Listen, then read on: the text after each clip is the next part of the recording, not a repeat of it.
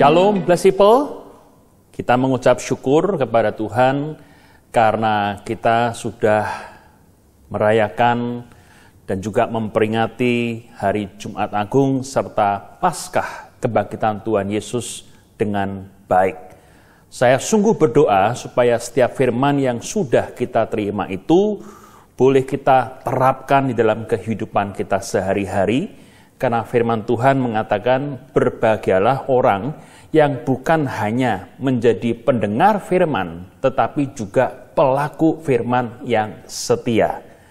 Mengapa ini penting? Karena ketika kita melakukan firman Tuhan itu di dalam kehidupan kita, maka kuasa firman itulah yang mengubahkan kehidupan kita. Kuasa firman itulah yang mengubahkan hati kita, mengubahkan keadaan yang kita alami, sehingga Tuhan bisa berkarya dengan indah di dalam kehidupan kita semua. Saya terus mendorong supaya jemaat Aletheia menjadi jemaat yang gemar, yang suka, yang hobinya melakukan firman Tuhan. Dan saya pastikan hidupmu akan disertai Tuhan dengan indah. Nah, saudara, minggu ini kita akan sama-sama membuka hati kita untuk belajar tentang agenda-agenda Tuhan Yesus sesudah ia bangkit dari maut. Untuk itu, hari ini kita akan melihat kehidupan seorang perempuan yang dirasuk 7 setan. Waduh, judul ini ngeri ya, perempuan yang dirasuk 7 setan.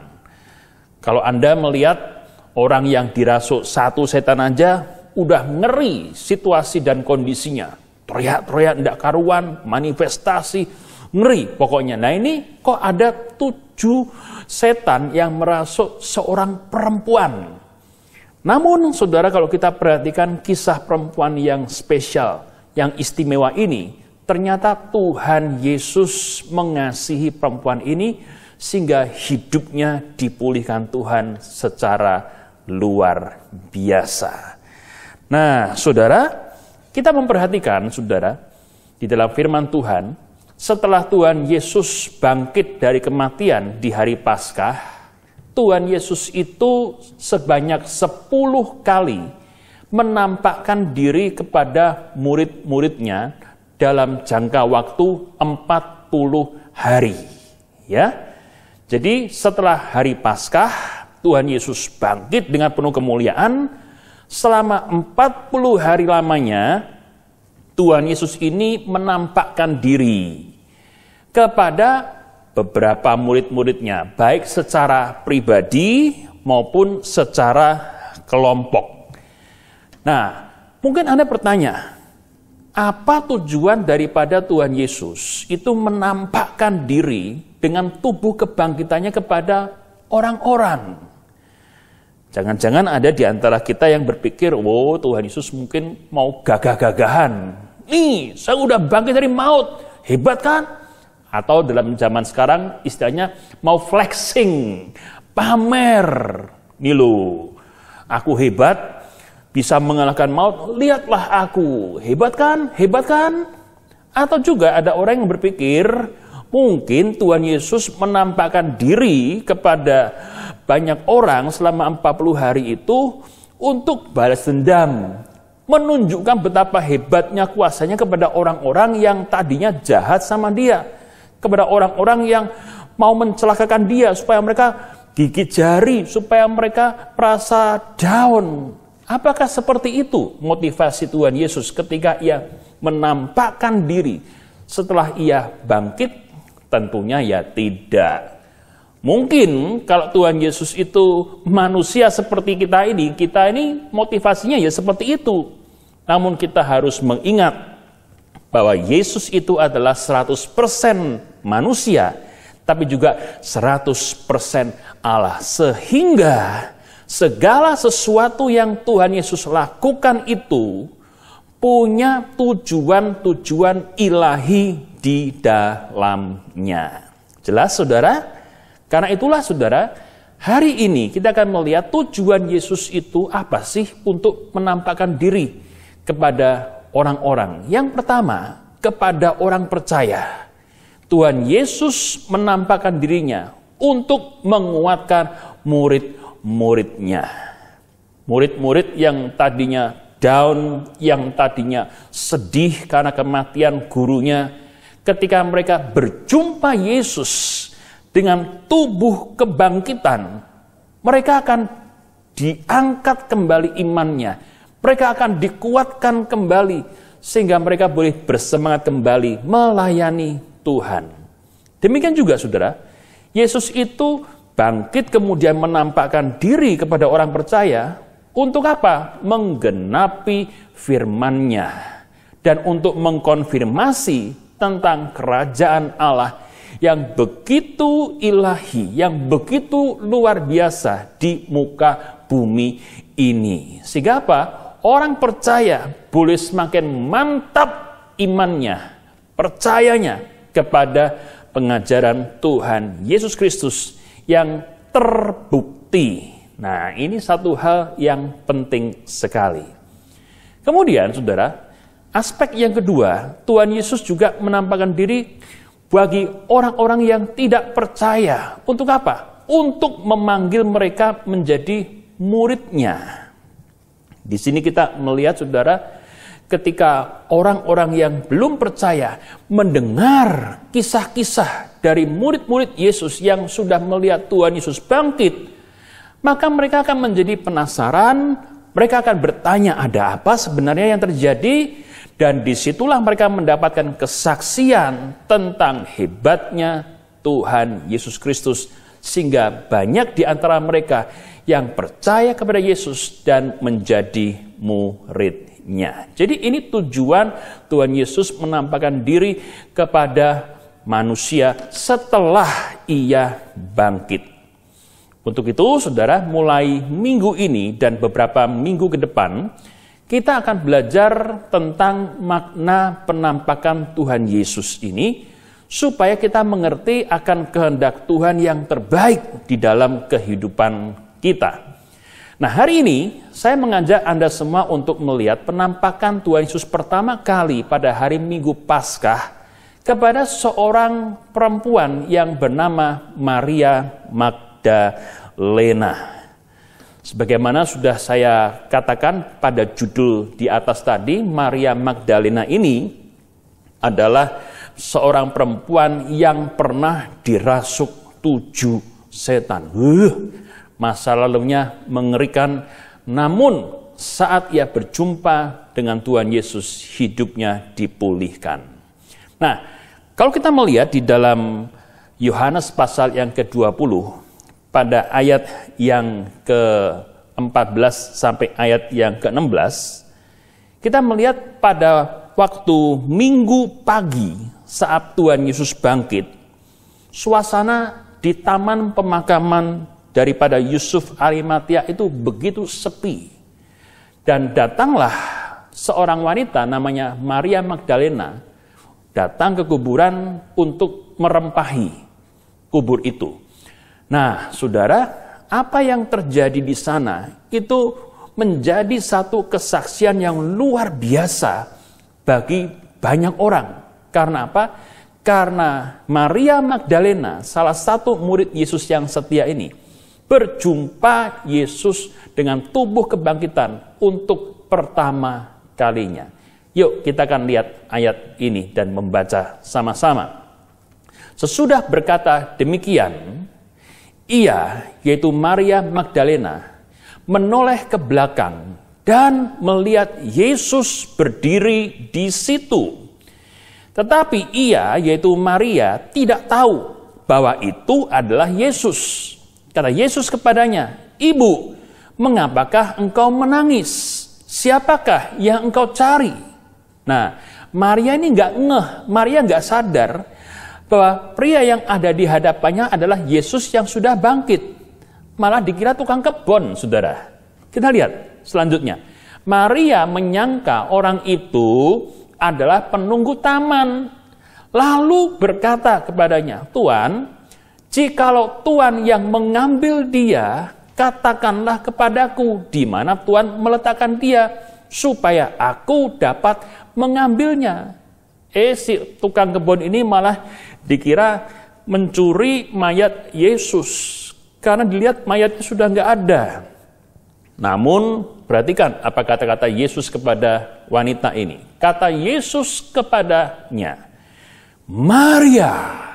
Nah, saudara, ketika dipanggil namanya, Maria berpaling dan berkata dalam bahasa Ibrani, Rabuni, yang artinya adalah apa?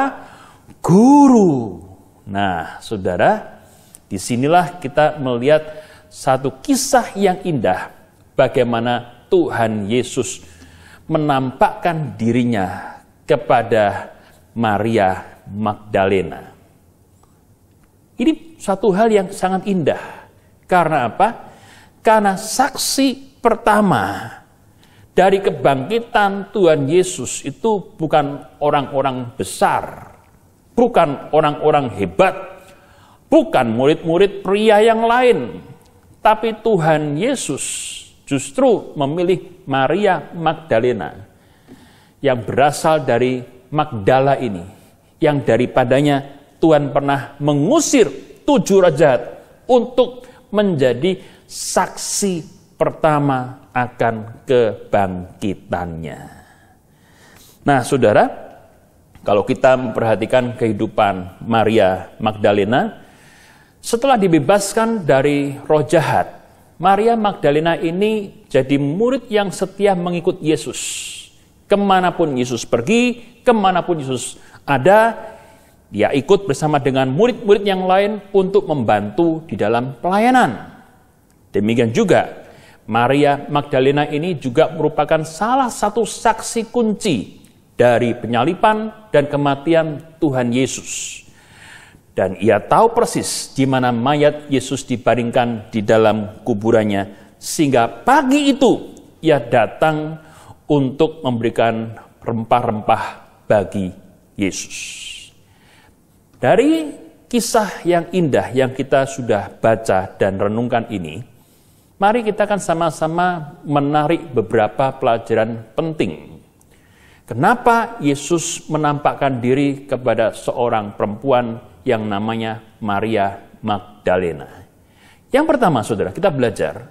Tuhan Yesus menampakkan diri kepada Maria Magdalena. Dan Tuhan memilih dia menjadi saksi awal, saksi pertama kebangkitannya. Karena apa? Karena Tuhan Yesus mau mengajarkan kepada kita bahwa Yesus ini menghargai keberadaan kaum wanita. Ya, pada masa itu, kalau Anda memperhatikan, bahkan sampai masa kini, wanita itu seringkali tidak dihargai atau kurang dihargai. Terutama pada zaman Tuhan Yesus, wanita itu dianggap kaum yang lemah, kaum yang tidak punya hak politik, kaum yang harus nurut dengan apa kata laki-laki. Sehingga kesaksian seorang wanita itu juga dianggap lemah dan kurang layak untuk dipercaya. Tapi satu hal yang kita pelajari hari ini, Tuhan Yesus ketika ia bangkit, dia ini memilih seorang wanita namanya Maria Magdalena untuk menjadi saksi awal, untuk memberitakan kebangkitannya kepada murid-murid yang lain. Dan ini kita melihat satu bukti bahwa Yesus itu sangat menghargai dan menghormati wanita-wanita. Kalau pada masa itu kaum pria seringkali menindas wanita, seringkali melecehkan wanita, seringkali menyakiti hati wanita, dan menjadikan wanita seperti komoditi, dagangan semata-mata, alat untuk tukar-menukar di dalam perpolitikan antar kerajaan. Tapi Yesus lain. Yesus sangat menghargai dan menghormati kaum wanita. Bahkan wanita yang sederhana, wanita seperti Maria Magdalena pun dipilihnya untuk menjadi saksi pertama dari kebangkitannya. Kalau Anda membaca Alkitab saudara, di sana kita bisa melihat beberapa bukti lain bagaimana Tuhan Yesus menghargai kaum wanita. Yang pertama kita melihat bagaimana Yesus menampakkan diri juga kepada beberapa perempuan lain setelah Maria Magdalena. Kita juga mengingat bagaimana Tuhan Yesus menyembuhkan seorang ibu yang sudah sakit pendarahan selama 12 tahun. Ibu ini begitu susah, begitu lemah, begitu menderita. Dia pikir sudah nggak ada harapan lagi dalam hidupku. Uang sudah habis untuk berobat, hidupnya sudah kacau. Dan dia berkata, mungkin aku akan mati dalam kondisi yang sangat menyedihkan. Namun ketika ia mendengar Yesus masuk ke kotanya, dalam hati ia berkata, it's now or never. Sekarang atau tidak sama sekali. Ia segera mencari Yesus dengan berjalan tertatih-tatih. Berapa kali jatuh, dia berkata, asal ku jamah ujung jubah Yesus, aku pasti sembuh.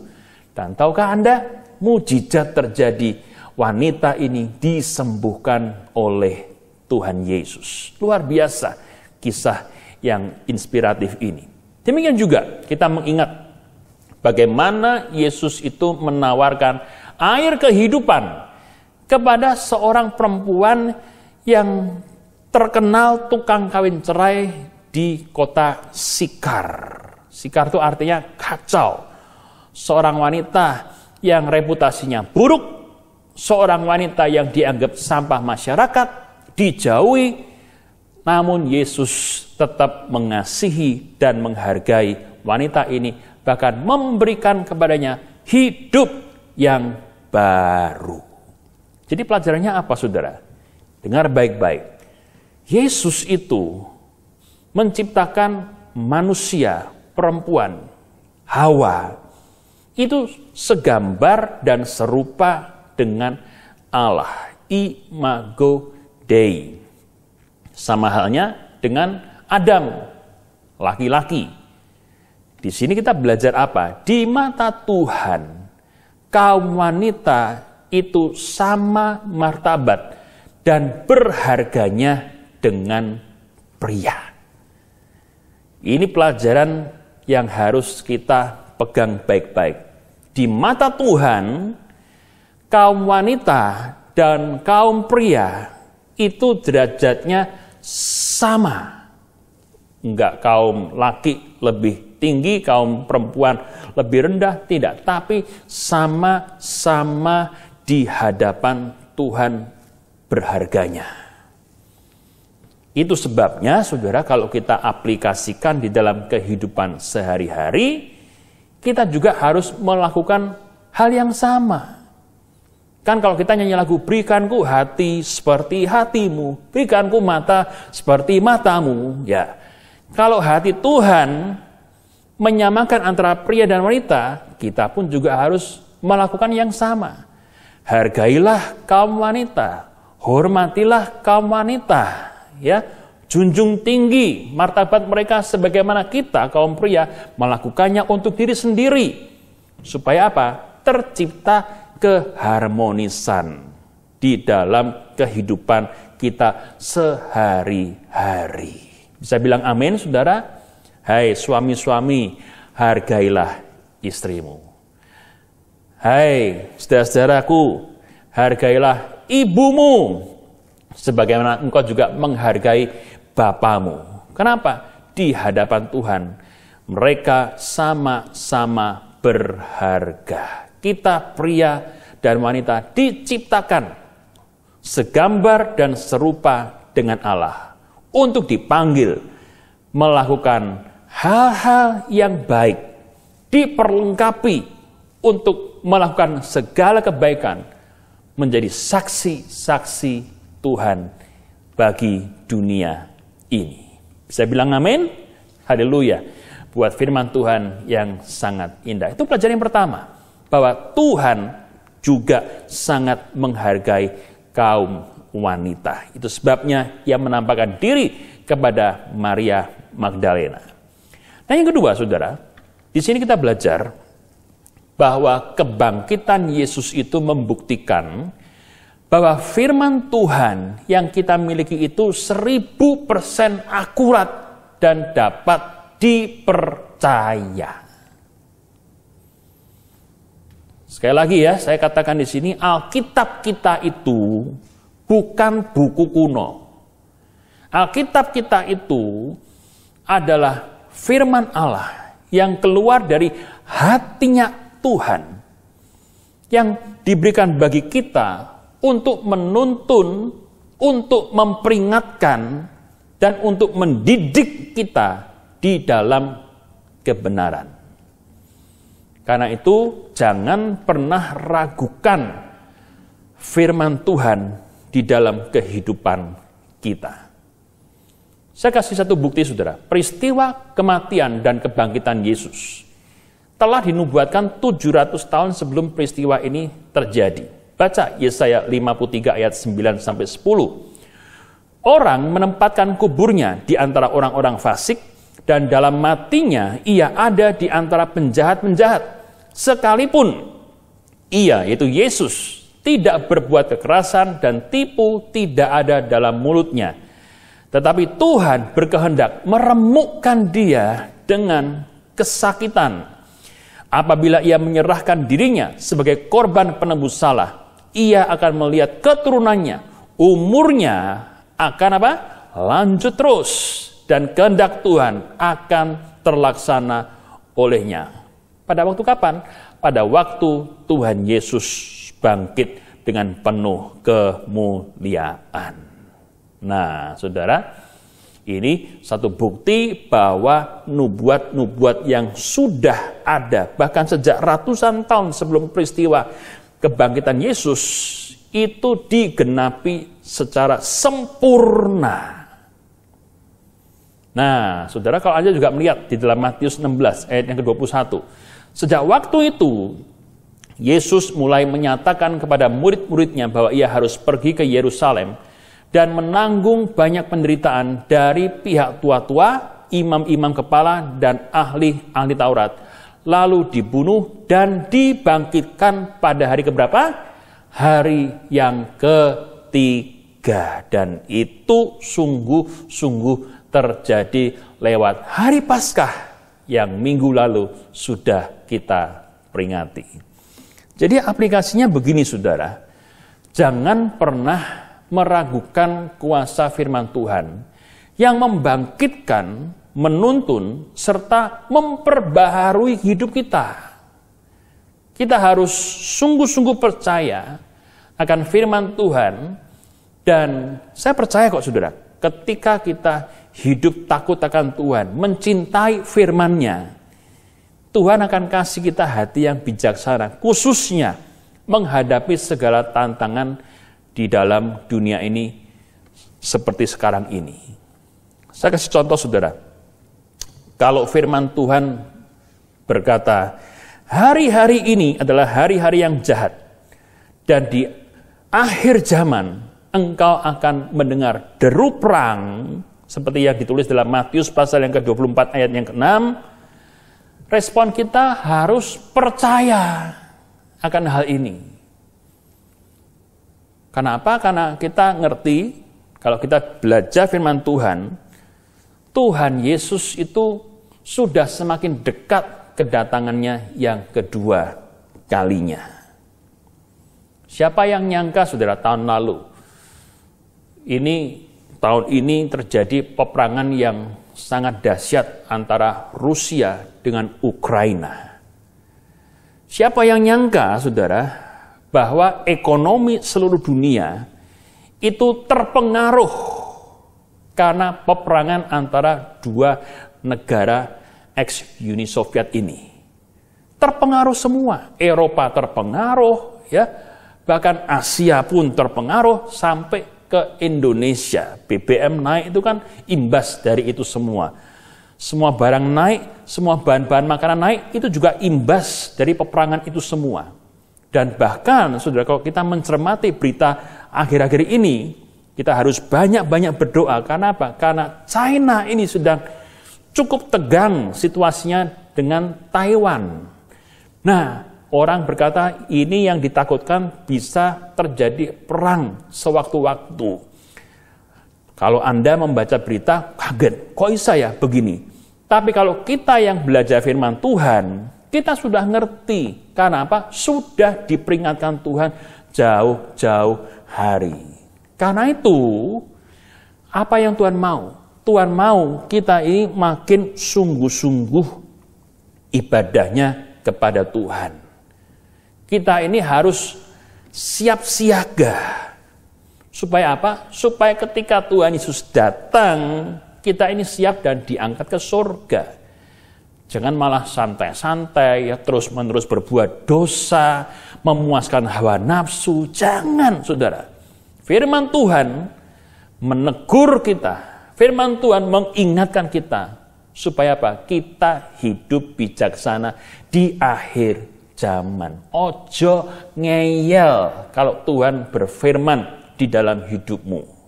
Amin, saudara. Demikian juga kalau firman Tuhan katakan, akar segala kejahatan adalah cinta uang.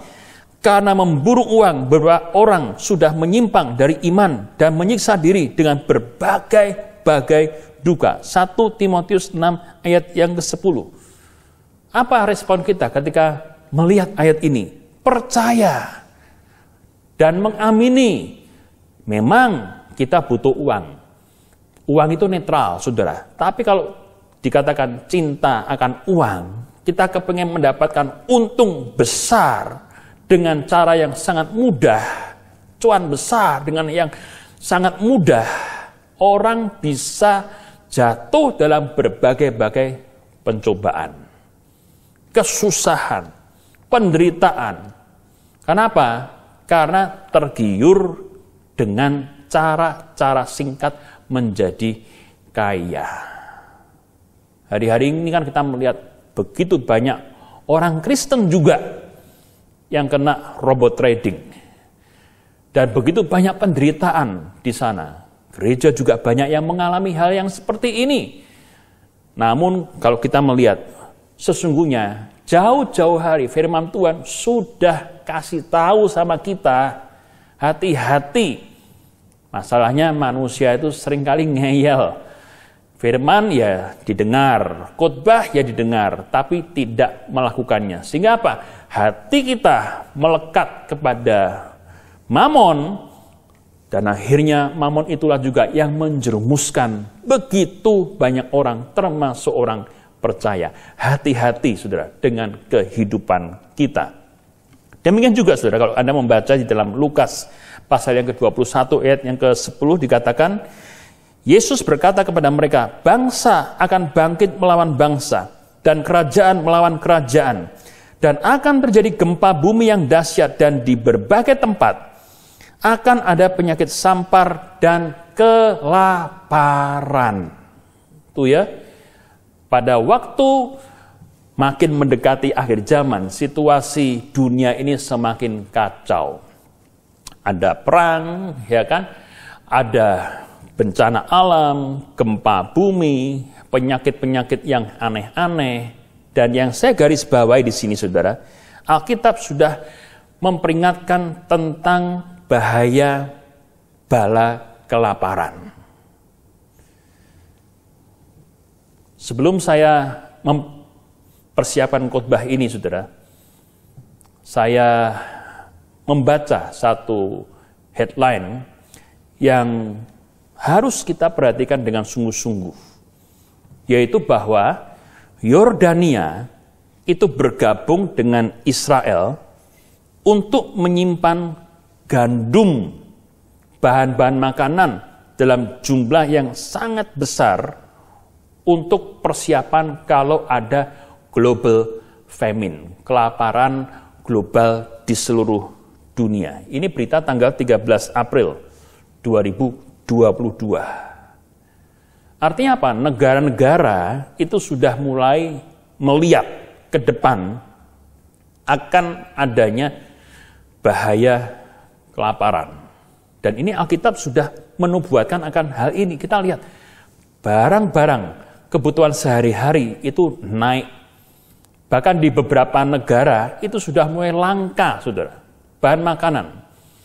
Karena itulah Yordania dan Israel, ayo kita kerjasama untuk mempersiapkan lumbung kita menghadapi hari-hari yang sulit. Ini bukan untuk menakut-nakuti, saudara, tapi untuk kita ngerti bahwa Tuhan mau kita hidup gak main-main lagi dengan ibadah. Jangan main gereja-gerejaan. Jangan main Kristen-Kristenan. Tapi jadilah Kristen sejati. Jadilah jemaat di mana engkau hidupmu itu adalah gereja Tuhan yang hidup di masyarakat, di keluarga. Supaya apa? Hidup kita ini berkenan kepada Dia di akhir zaman. Ini satu hal yang penting. Jangan tinggalkan ibadahmu. Jangan tinggalkan firman Tuhan di dalam kehidupanmu. Kalau engkau sudah jarang baca Alkitab, kembali cintai firman Tuhan. Baca, renungkan. Karena apa? Dari situlah kita mendapatkan insight-insight. Dari situlah kita dibimbing Tuhan senantiasa. Supaya kita memiliki hati yang bijaksana dan terus dikuatkan oleh Tuhan. Itu yang kedua, saudara. Bahwa firman Tuhan penuntun hidup yang 1000% dapat kita percaya.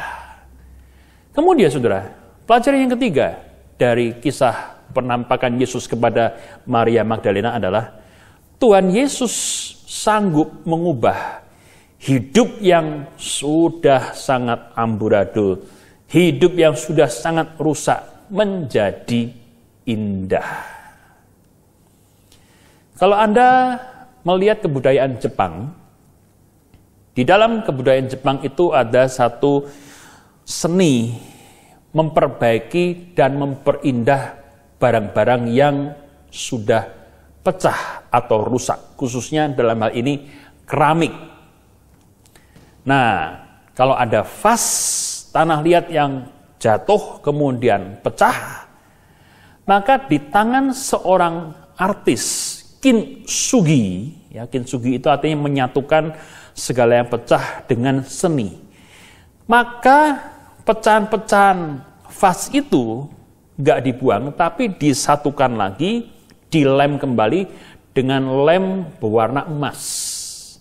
Sehingga ketika sudah jadi, vas yang pecah yang disatukan serta dilem lagi, itu justru value-nya, nilainya akan jauh lebih tinggi daripada sebelumnya. Kenapa? Karena vas itu ada di tangan seorang artis yang jago dalam seni menyatukan dan memperindah barang-barang yang rusak. Demikian juga, saudara, ketika Maria Magdalena yang dulunya hidupnya kacau, dirasuk 7 setan, berjumpa dengan Yesus, hidupnya diubahkan Tuhan, sehingga dia menyerahkan diri untuk menjadi pengikut Kristus yang setia. Di sini kita melihat Yesus sanggup mengubah kehidupan yang rusak menjadi indah. Kita ingat ya, bagaimana Maria Magdalena pertama kali berjumpa Yesus. Dan Yesus ngusir 7 setan dalam dirinya. Baca Lukas 8 ayat yang kedua. Maria yang disebut Magdalena, yang telah dibebaskan dari 7 roh jahat. Dirasuk 1 roh jahat aja udah ngeri. Apalagi 2, 3, 4, sampai 7. Nah, 7 ini, saudara, di dalam Alkitab adalah lambang kesempurnaan. Artinya Maria Magdalena ini betul-betul mengalami kerusakan total hidupnya pada waktu ia dikuasai oleh 7 iblis ini, 7 setan ini. Hidupnya kacau, ekonominya kacau, kerohaniannya kacau, kepribadiannya kacau, tubuhnya juga nggak karu-karuan. Anda lihat gambarnya ngeri. Wah, ketika dirasuk setan Sangat mengerikan dan memprihatinkan sekali. Tetapi di sini kita melihat Tuhan Yesus memulihkan perempuan ini, dan Maria Magdalena semenjak saat itu mengikut Yesus dengan setia. Nah, kalau Anda perhatikan, saudara, selain daripada itu, Alkitab ini tidak secara jelas mengungkap kehidupan Maria Magdalena. Meskipun ada beberapa tafsiran yang mengatakan bahwa Maria Magdalena ini adalah mantan pelacur, tapi kalau Anda memperhatikan di dalam Alkitab tidak pernah menyebutnya sebagai seorang pelacur. Juga wanita berdosa yang mengurapi kaki Yesus dengan minyak, tidak. Namun lepas dari itu semua, Maria Magdalena ini mengajarkan kepada kita beberapa hal penting. Yang pertama, kita harus mengerti bahwa tanpa kuasa Tuhan dan kemauan yang kuat, kita ini tidak bisa bebas dari kuasa setan. Tuh ya, banyak orang sadar dirinya itu jahat. Banyak orang kepingin melepaskan diri dari ikatan dosa, tapi ya nggak bisa. Karena apa? Karena mereka hanya berhenti kepada wacana. Aduh, saya kepingin berhenti ngerokok, saya kepingin berhenti berbohong, saya kepingin berhenti menyakiti orang lain, saya kepingin berhenti pakai narkoba, tapi nggak bisa. Kenapa? Karena hanya wacana saja, karena hanya mengeluh saja, dan tidak mau sungguh-sungguh datang kepada Tuhan. Di sini kita belajar, kalau kita ini mau datang kepada Tuhan, meskipun seburuk apapun masa lalu kita, dan mau bayar harga untuk perubahan itu, Tuhan pasti memberkati kita. Dengan kemauan yang kuat, kita bebas dari belenggu setan.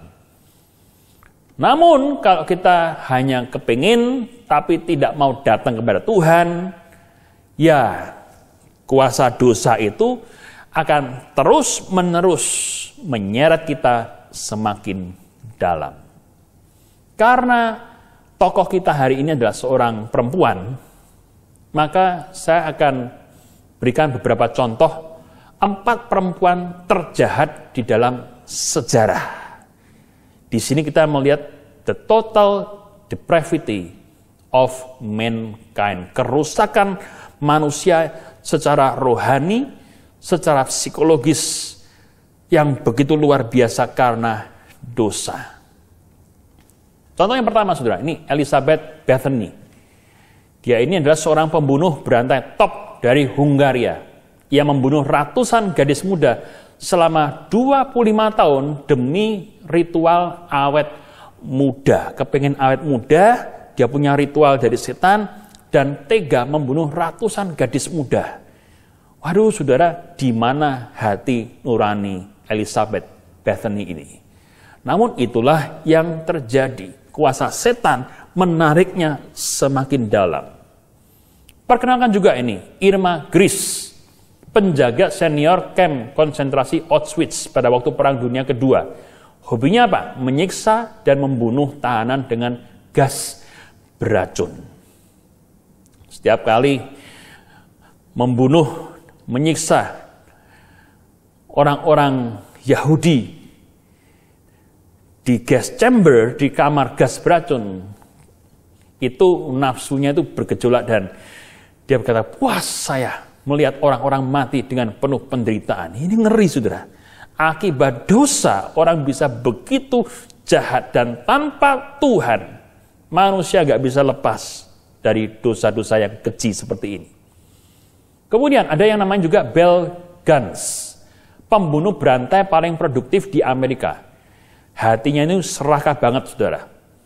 Itu sebabnya karena kepingin memiliki semua harta yang begitu besar, ia tega membunuh suami, membunuh anak-anaknya sendiri, dan kurang lebih 100-an orang dicelakai oleh Bell Guns ini. Motivasinya apa? Duit. Pengen kaya, pengen menguasai harta semua, sehingga ia menjadi jahat. Ada lagi, saudara, yang namanya Beverly Alit, suster pediatrik, ya, suster di bagian perawatan anak-anak. yang membunuh 4 anak dan mencederai 5 anak yang lain dengan cara menyuntikkan insulin atau kalium dalam jumlah besar supaya anak-anak yang ada di rumah sakit yang dia jaga harusnya itu malah kena serangan jantung.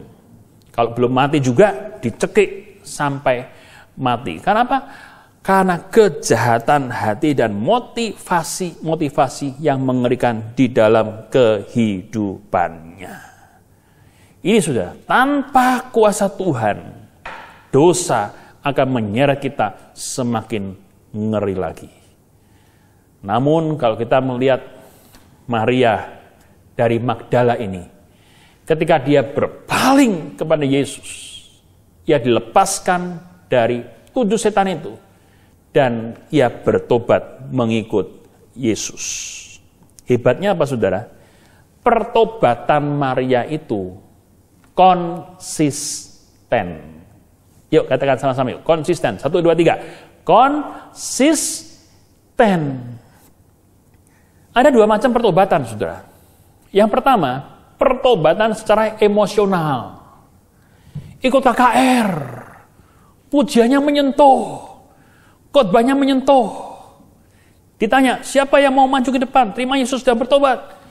Maju ke depan. Banyak orang menyerahkan diri. Tapi, saudara, setelah nangis-nangis, ingus keluar semua, Tuhan aku mau bertobat. Seminggu kemudian, kumat lagi dosanya.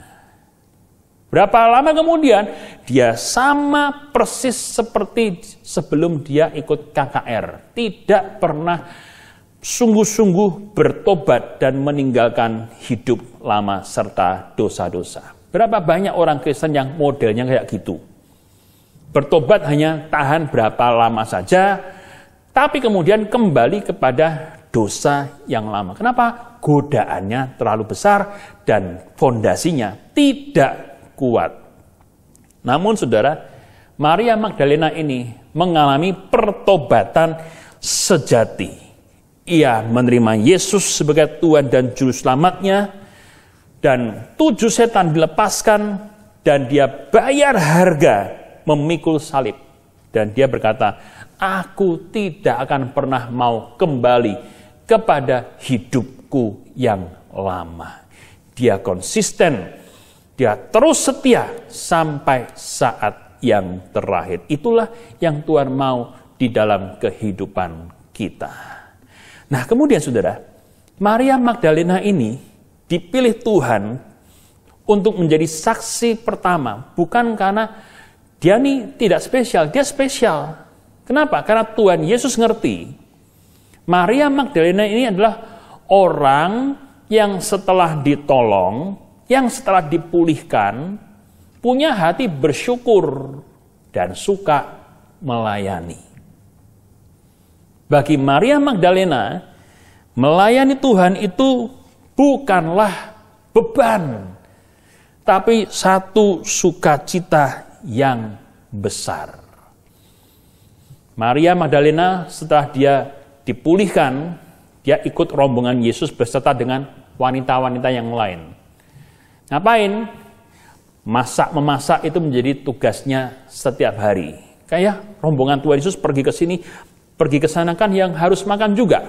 Nah, ia beserta dengan teman-temannya melayani makanan Tuhan Yesus dan murid-murid Yesus. Juga saudara, ternyata orang ini juga keluar duit, juga membiayai perjalanan Tuhan Yesus dari satu tempat ke tempat yang lain untuk melayani. Dan bagi dia itu bukan beban, tapi sukacita yang besar. Saat Maria Magdalena dipulihkan, hatinya penuh ucapan syukur dan sukacita kepada Tuhan. Nah, saudara, Maria tetap setia mengikut Yesus. Terus berjalan bersama dengan Tuhan kemanapun grupnya Yesus itu melayani. Kenapa? Hatinya penuh dengan ucapan syukur. Aplikasinya apa saudara? Ucapan syukur, kalau Tuhan sudah memberkati kita, itu jangan hanya diucapkan saja. Tapi harus ada tindakan nyata untuk memuliakan Tuhan. Dan Anda perhatikan ya, ucapan syukur itu tidak mesti harus dengan makan-makan terus. Ucapan syukur itu adalah ketika kita memberikan yang terbaik untuk Tuhan. Ucapan syukur kita kepada Tuhan yang sudah menolong kita, menebus kita, adalah kita mensupport pekerjaan Tuhan supaya kerajaan Allah itu tersebar di seluruh muka bumi ini. Ucapan syukur yang terbaik itu adalah ketika kita mempersembahkan hidup kita ini untuk memuliakan Tuhan dan melayani Tuhan sampai saat yang terakhir. Jangan mundur ke belakang lagi. Jangan tengok-tengok kembali dosa-dosamu. Tapi teruslah berjalan maju bersama dengan Tuhan. Amin, saudara. Saya berdoa Jemaat Aletheia punya sikap yang seperti ini. Lalu kemudian yang berikutnya, saudara. Di sini kita melihat ternyata masa lalumu seburuk apapun itu tidak menghalangi kasih Tuhan menjamahmu. Ini ada gambar yang bagus sekali, saudara. Ambil hikmah dari masa lalu, berpikirlah untuk masa depanmu, dan hiduplah bijaksana di masa kini. Firman Tuhan mengatakan begini, saudara. Dengar baik-baik. Yesaya 1 ayat yang ke-18. Sekalipun dosamu merah seperti kirmizi, akan menjadi putih seperti salju. Tahukah Anda, saudara, warna merah kirmisi itu seperti apa? Merah kirmisi itu adalah merah yang sangat gelap, cenderung kehitaman. Jadi merah pekat kehitaman. Ini merah kirmisi.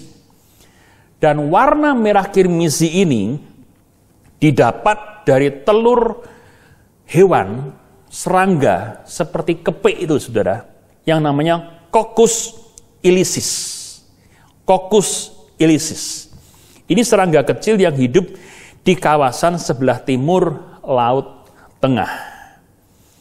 Nah, kain yang diwarnai oleh kirmisi, ya, telur dari Coccus ilicis ini, dicelupkan dalam larutan warna ini sebanyak 2 kali, sehingga menghasilkan warna merah pekat yang sangat awet dan tahan lama. Bahkan, saudara, dikatakan karena double proses ini, kain merah kirmisi yang merahnya diambil dari Coccus ilicis ini tidak bakalan luntur, kena hujan, kena debu, pasir gurun, maupun dipakai terus-menerus, tidak akan menghilangkan warna ini. Artinya apa? Kalau warna ini sudah nempel di kain, tidak bakal hilang. Walau dengan cara apapun kita berusaha menghilangkan atau melunturkannya. Aplikasinya apa, saudara? Meskipun noda dosamu itu tidak bisa kau hilangkan, aibmu itu nggak bisa kau hilangkan, awet, terus-menerus ada.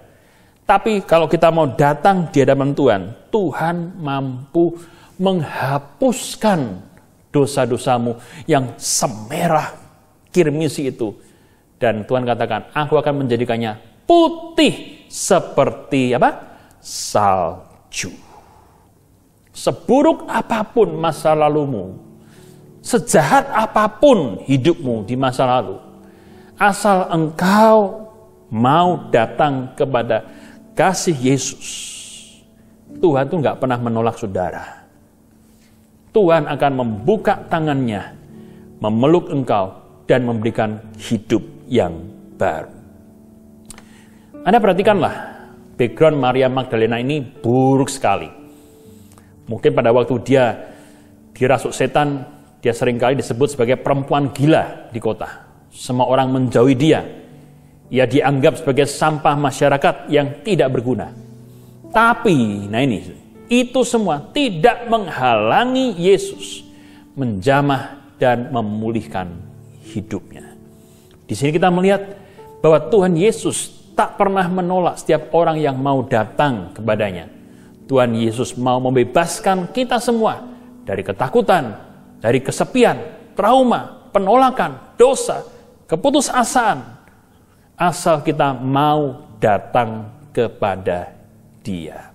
Come to Jesus just as you are. Datanglah kepada Yesus sebagaimana engkau adanya. Dan ketika engkau berjumpa Yesus, bertobatlah dengan sungguh-sungguh dan jadilah murid Kristus yang setia dan dewasa secara konsisten sampai pada akhirnya.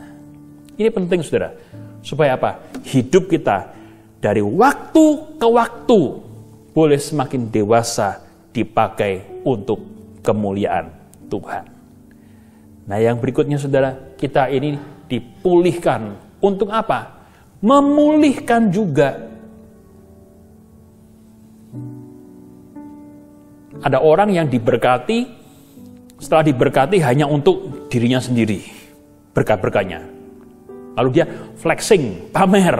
Ini loh, Tuhan sudah berkati aku, luar biasa ya, dahsyat ya. Orang jadi jengkel sama dia. Tapi di sini kita melihat satu prinsip yang bagus sekali. Kalau Tuhan sudah pulihkan engkau, kalau Tuhan sudah memberkati engkau, kalau Tuhan sudah memberikan yang segala yang terbaik untuk engkau, maka engkau pun dipanggil untuk melakukan hal yang sama. Diberkati untuk menjadi berkat, dipulihkan untuk memulihkan, disembuhkan untuk menyembuhkan juga. Maria Magdalena ini, kalau Anda perhatikan, menjadi teladan pertumbuhan rohani yang indah.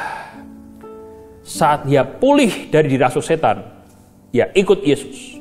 Dia terus-menerus bertumbuh dalam pengenalan akan Tuhan, bahkan setia melayani sampai saat yang terakhir.